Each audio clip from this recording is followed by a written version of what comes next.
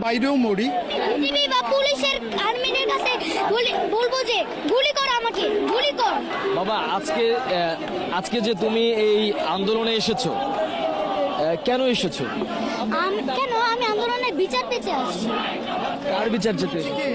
যারা অকারণে শহীদ হয়েছে, অকারণে শহীদ হয়েছে তারা। এখন তুমি কি চাও? এখন আমি চাই প্রতিবাদ। আর আরেকটা চাই যে হাসিনা যেন এই প্রধানমন্ত্রীর চেয়ার থেকে সরে যায় এবং মিজানুর রহমান আজাদ যেন বসে যায়। আচ্ছা, দুই ভাইরা দুই হাত প্রসারিত করে গুলি খেলো, তাদের ব্যাপারে কি বলবো? তাদের ব্যাপারে বলবো যে তাদের ব্যাপারে বলবো যে দোয়া করি যারা যেন জান্নাতবাসী হন আর হাসিনা যেন জাহান্নামবাসী হোক। কারণ সে যে অকারণে বলেছে, সে কিন্তু একটা মিথ্যা কথা বলেছিল। প্রথমে বলেছে যে রাজাকারের বাচ্চারা কোটা পাবে না, মুক্তিযোদ্ধারা পাবে। আর আবার পরে বলছে যে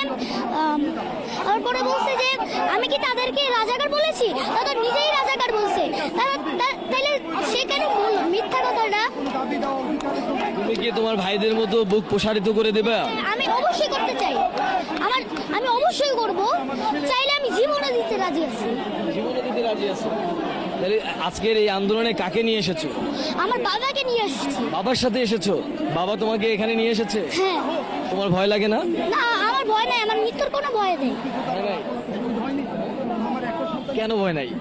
কারণ যে ভাইয়েরা আমাদের ভবিষ্যৎ চিনে, ভবিষ্যৎ ইয়া করে যে শহীদ হয়েছেন, তাদের জন্য আমরাও জীবন দিতে পারি না?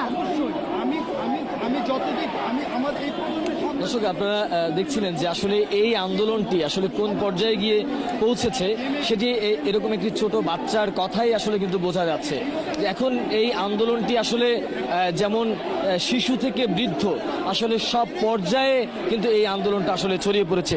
আমরা একটু এই যে শিশুটিকে এই আন্দোলনে নিয়ে এসেছেন তারই পিতা, আমরা একটু তার পিতার মুখ থেকেই শুনবো যে আসলে তার সন্তানকে নিয়ে এই আন্দোলনে যোগ দেওয়ার কারণটা কি।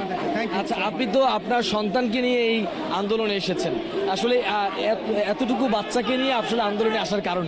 আচ্ছা, মূলত এর কারণটা হচ্ছে আমরা তো ঘরেও সেফ না, সুতরাং ঘরেও যদি মরতে হয় বাইরেও মরি, সেই চিন্তা থেকে। আর আরেকটা ব্যাপার হচ্ছে, আমার ছেলে যখন রংপুরে আবু সাইদ শহীদ হন, তখন ওই ভিডিওটা দেখে সারা রাত কান্না করেছে। আর বসে ছেলেটাকে কেন মারছে, তখন আমি তাকে বুঝাইছি। বুঝানোর পর সে আমাকে বললো, বাবা এই আন্দোলনে যখনই মিছিল হবে তুমি আমাকে নিয়ে যাবা। আমি বললাম যে যদি কোনো সমস্যা হয় তুমি কি ভয় পাও? সে বলছে, কি বলছো? আমি মৃত্যুর কোনো ভয় পাই না। ও মৃত্যুকে ভয় পায় না। আর টিভি বা পুলিশের আর্মিদের কাছে বলবো যে গুলি কর, আমাকে গুলি কর।